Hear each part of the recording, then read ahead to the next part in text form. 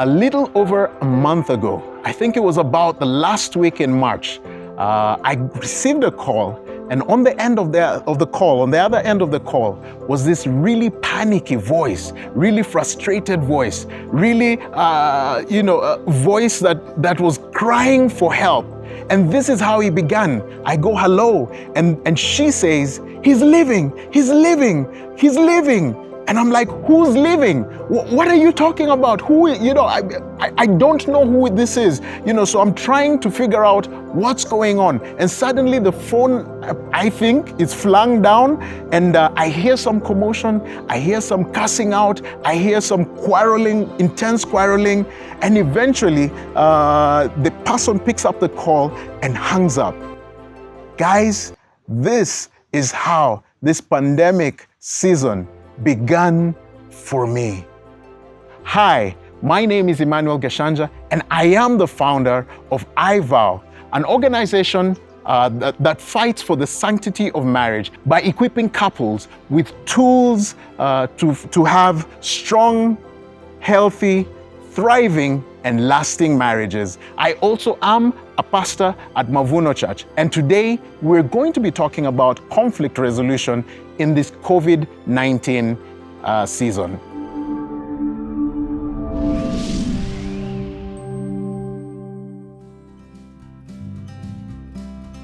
We all came into this year, 2020, with so many hopes, so many dreams. A lot of people were excited. There was a lot of people who were saying this is a new decade, and guys were super excited, new things. And then February happened to us.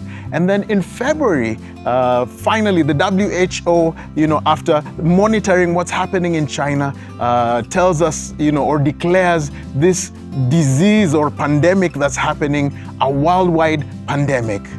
And then now begins the news stories of the deaths that are happening, of the infections that are happening. We hear about Italy, we hear about France, we hear about the UK, we hear about the US.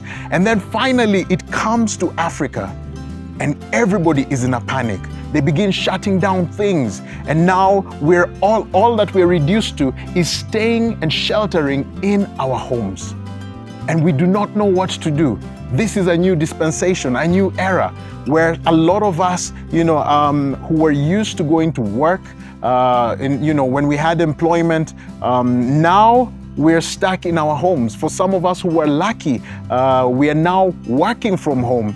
For some of us, our businesses began to shut down slowly because there's not that many people trading. Everybody has gone into survival mode. And here we are, cooped up in our homes, trying to figure this thing out. No money, finances are dwindling because some employers are reducing salaries. Some are straight up just laying off people. So we do not know what to do. And so we're in our homes with our spouses, and we are struggling and wondering what we need to do. It is in seasons like this where there is pressure that we typically will either thrive or buckle under the pressure. And unfortunately, we are seeing so many couples buckling under the pressure of this COVID-19, whether it's because of things that they have faced in their past or issues they have had in their past, and now because they're together, they have to face these issues, or whether it is there were things in their marriage that they held higher than the relationship, and now you have to be in this place where you are united in order to survive, and there's a lot of fights and wrangles. People are fighting. We're hearing stories of so much gender-based violence. And it's not just one way where men are beating women. It's some women who are going crazy, getting knives and running after their men. I'm getting so many calls of people separating in this issue. And there's a lot of people who are concerned at the state of the marriage in our world today as this pandemic season continues, and we are sheltering at home, stuck with our spouses. You see, before this season, we could avoid each other. I could go to work, I could come back late and I could come just in time to have dinner, 1 or 2 conversations, and I'm in bed. But now, when I wake up, you're seeing me. When I have breakfast, we see each other. If you're working and I'm on my laptop, I'm right there. If you're on a Zoom call, right there. Very irritating. This guy who has not done this, this lady who has not done this, and we're so much in each other's space. And the things that were issues in our marriage are now under the magnifying glass and are being made to look bigger than they really were. The truth is, guys, our origin and who we are all, we have been exposed to different things from the time we were children. And if we did not, in the beginning of our marriage, set the right foundation, if we did not come together to do the right thing, or rather to align ourselves so that we understand that we're doing this united, then during this season, that is obviously going to come out. So what then can we do as couples in order for us to be able to overcome this season? What can you do? Allow me to share with you a couple of things that I think that we can apply to our relationships, a couple of things that we can apply to our marriages so that we can be successful in this season, so that we can even manage the conflict in a manner that's befitting and a manner that helps us solve the issues rather than fight and break apart. Mark in chapter 3, verse 25 says that if a house is divided against itself, that house cannot stand. And this is so true, that if you're not united in the home, chances are you will break up. Chances are you are going to split. Chances are after this season, you'll be filing for a divorce or filing for separation or just straight up just run away. But here Mark is saying that it's important for you to consider unity as a couple so that your home can stand.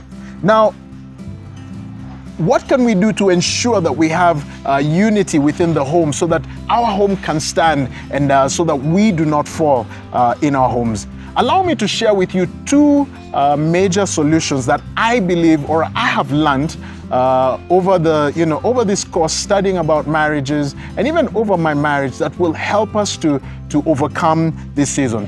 The 2 things are creating the we boundaries and creating the me boundaries. Now, the we boundaries are boundaries where we as a couple sit down and come together to agree about something, so that this is going to be the constitution. This is going to be the blueprint. This is going to be what is going to govern our relationship. So here are the we boundaries. The first one is we will never mention divorce. Ladies and gentlemen, in our day and age, it has been made an option that we can divorce. So we find a lot of people knowing that there's a back door into our relationship, so we do not really have to work on it. After all, you can go your way, I can go my way, and I can find someone else because, hey, it ain't that serious. First boundary we need to set is we will never mention divorce. Divorce should not be an option. And when that back door is closed, then that means if you run to the back door, you have to turn back and face this person. That means you have to decide to choose to work on your relationship. The second one is we will not bring up old and related stuff. Yo, have you ever been in a conversation or an argument and we were talking about how to discipline the children? And suddenly, in the middle, this has become so heated, and then you're reminded of that day you didn't pick me up, you forgot about me. What was that about? You don't even clean the dishes like we'd like for it. You leave them to overnight. You leave your clothes lying, and you're just like, whoa, wait a minute. We were having a conversation about disciplining the children. Where did all this other stuff come? Guys, it's important to keep the main thing the main thing. All right? The third one is, we will never fight in public or in front of the children. What this means is that, one, if you fight in public, if you fight in front of the children, what that does is you are damaging your partner's image. The other thing is that one partner might be the kind who wants to show off that they are the prowess, they have the prowess to fight and put you down. But the other one might not be vulnerable enough to share what they really feel about the situation. So it becomes a real huge fighting match. So it's important that you go behind closed doors, find a safe space, and begin to have this conversation. All right? The next one is, a timeout is an option when the conflict gets to a damaging level. Guys, the truth is, you're not always gentle, you're not always kind.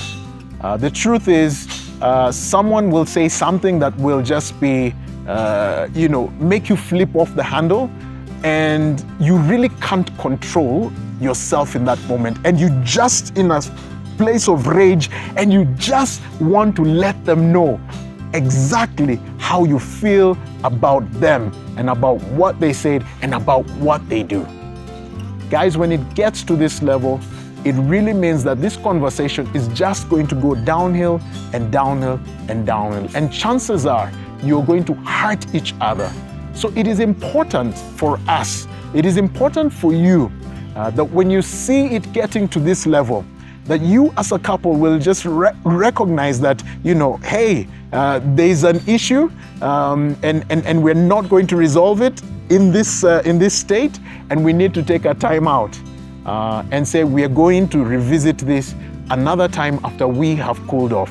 So guys, it's okay to take a time out, even though the situation has not been resolved, just so that you can resolve it when you have clearer heads and when you have calmer heads.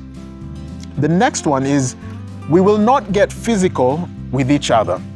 Guys, this is a big one, especially for men. I know that we're not as emotionally strong as a woman is. And a woman can take a huge emotional load. In fact, that's why in arguments, women sometimes tend to have the upper hand, and men result to using the strength that they have, which is physical strength, in order to get back the power whenever there are arguments. So it is important. It's important for us to to understand that we put a boundary. That when we know it's getting to this point, then we need to stop this conversation, so that you end up not laying a finger or a hand on your spouse. But this goes also to the women. Sometimes it's important for you to know that it's actually very important for you to know this, because what this does is, when you see that they are struggling, it's important for you to take a time out so that you can get the desired outcome in your conversation, in your argument, in your conflict. So yeah, guys, please note this and help each other. The idea is that we are working together to make this work, or to find a solution for this problem. So your partner is not the issue, your partner is not the problem. What we are doing is working together to solve these problems that we have in our relationship, so that we can have a much richer and a more thriving relationship. All right, the next one is, we will not go to bed angry. Even if the argument is not resolved, I think it's important for us to just create a space where, okay, time out, I'm upset, you're upset, but we can kiss and make up for now, and we can continue this argument later. So it's important for us not to go to bed angry. It's important for us to still enjoy embrace and warmth in the bed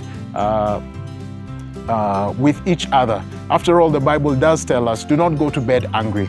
The next one is failure is not an option. Guys, I think this is a very important one. When you decide that we're creating this boundary that failure is not an option, then what this means is that we will do whatever it takes to resolve the issue.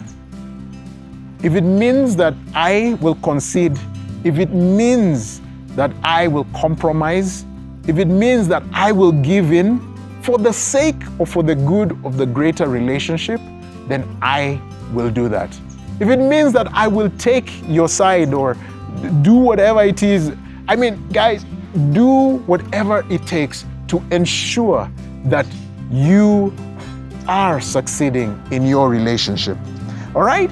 And now we go to the me boundaries. 2 is the me boundaries. Now, the me boundaries are things that are personal, that I can do as a person, that you can do as a person to help your relationship, especially in a time of conflict.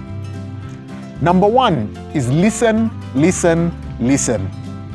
I'll repeat, listen, listen, listen. James says in chapter 1, verse 19, he says, "My dear brothers and sisters, take note of this. Everyone should be quick to listen, slow to speak, and slow to become angry." Guys, what I'm hearing from this is a lot of stuff. One thing I've realized about our human nature is when somebody is talking to us and sharing something about us, especially if it's in a bad light, our tendency is to be to defend ourselves, to justify our actions, and more often than not, we're not hearing the right thing that is being communicated to us. So we are hearing to respond, we are hearing to defend, and we are hearing to justify, as opposed to listening to understand what is being told to us. If a majority of us took this stance of listening to understand what is being said, what the issue is, what the root cause of all this conflict that we are going through is, chances are we would change a lot of things, and we would have stronger and healthier marriages because of that. The second thing of me boundaries is get to a point where you say, what part or what was my role in this situation that made you feel this way? Listen to what Matthew says. Matthew says in chapter 7, verse 3 that, why do you look at the speck of sawdust in your brother's eye and pay no attention to the plank in your own eye? Yo, that's powerful, but that is so real.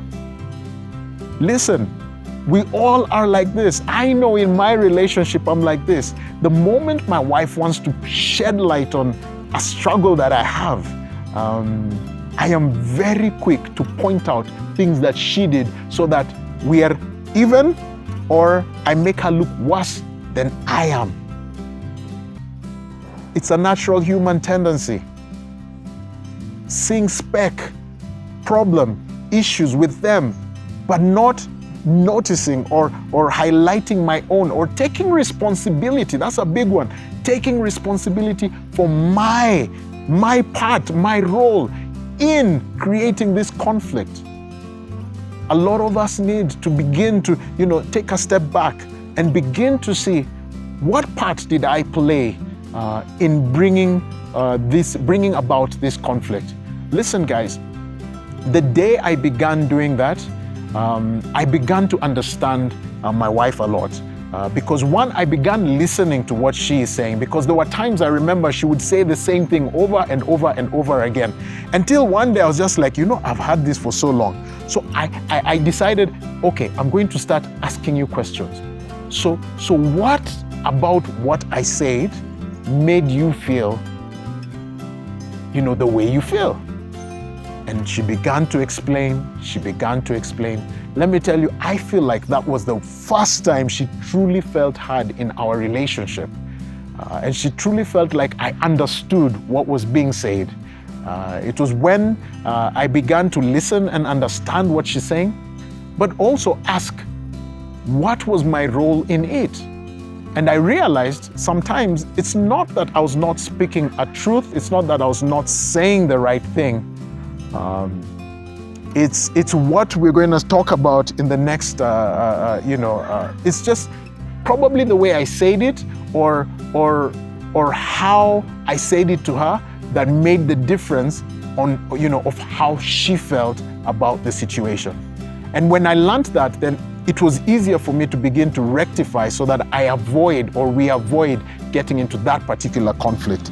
And the last one, which I've alluded to, is it's not what you say, it's how you say it that matters. Let us learn how to complain and not to criticize. Proverbs 15:1 says, "A gentle answer turns away wrath, but a harsh word stirs up anger." In Mavuno, we are going through a Proverbs challenge. This is one of the Proverbs of King Solomon. And basically what King Solomon is saying here is, be gentle with your tongue.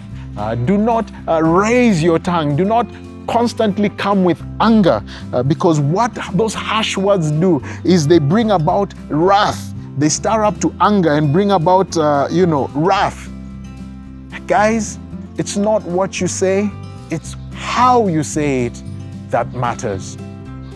All right? Let me give you a scenario and explain to you what I mean by do not complain. I mean complain, but don't criticize. Complaining is like walking up to your spouse and saying, "Hey, babe, can we talk?" And she says, yeah. And you say, "Hey, babe, I just wanted to share with you that, when you say this, remember that time you said this? Or that time you did this? Oh, babe, that made me feel this way. I felt undermined, I felt demeaned, I felt disrespected, I just felt not considered." And you can use all these words. And guys, let me tell you, that will be received way better than if you came and said, "You always, you never." You know the way you like to say it? "Yeah, I just criticized you." But yeah, when we criticize each other, then what happens is we raise our fences, we raise our defenses, and some who are runners will run, but the ones who are fighters will now come back fighting at you. And that's what criticism is. So instead of criticism, take a complaining stance and understand it's what you say it. How can you say whatever it is to your spouse so that they are able to receive it and say, "Oh, okay, I am sorry, I did not realize that." And these are just some of the things that I wanted to share with you, even during this season. It is my hope that even as we've gone through everything, that you will get these points, note them down, and sit down as a couple and just have a conversation about it and create these boundaries and say, "Hey, guys, this is the Constitution. These are the boundaries that are going to govern our home from this day on." And this is not for you who's just in conflict. This goes for every single person who's out there. In doing this, you ensure that you will be having the right conversations and working towards a solution rather than just tearing each other down and creating the division within your marriage. Guys, thank you so much for tuning in. My prayer is that even as you've listened to this, that your hearts will, begin to work on this, and will desire this word, and that you'll desire it for your marriage, and that you will employ this in your marriage, you will apply this in your marriage and begin to see change and transformation in your marriage. Allow me to pray for you even as we close. And even in this prayer, I just want to pray that God will give you the strength, God will give you the grace, the mercy, God will give you the heart of forgiveness, and God will give you the heart to desire to sit down and create these boundaries in your relationship so that you might have strong and thriving relationship. Father in heaven, I thank you for each one who's listened to this word for today. And I pray, Lord, that each one, oh God, will become doers of this word, that they will take this word, which are your precepts, oh God, is what you desire for relationships. And that, Lord, as they take this word, that, Father, they will apply it in their lives and enjoy strong, thriving, lasting, and healthy marriages. So, Lord, I thank you. May your Spirit be with each other and empower them, Lord, to be what you desire for them in life. Amen. Thank you guys for tuning in, and we'll see you next time on the Mavuno channel.